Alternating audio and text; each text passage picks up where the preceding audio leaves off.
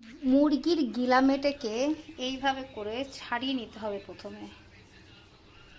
এর ইয়েলো এই অংশটাকে ছাড়িয়ে নিতে হবে। ভেতরের ইয়েলো কালারের যেটা ছিল সেটা ছাড়িয়ে দেওয়া হয়েছে। পেঁয়াজও কেটে নেওয়া হলো। পেঁয়াজ কেটে নেওয়া হলো। হাঁড়ি বসালাম।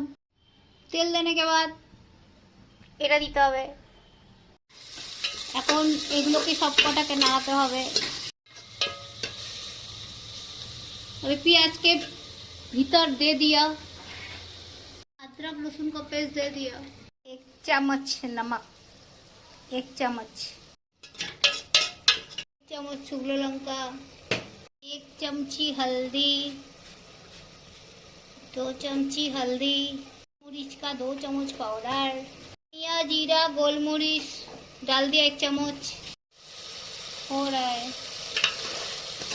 थोड़ा सा दही देंगे।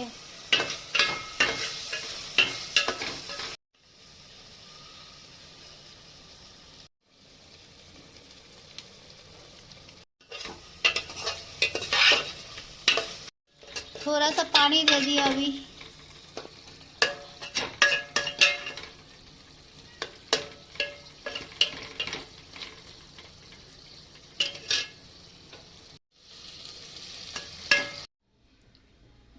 बन गया रेसिपी।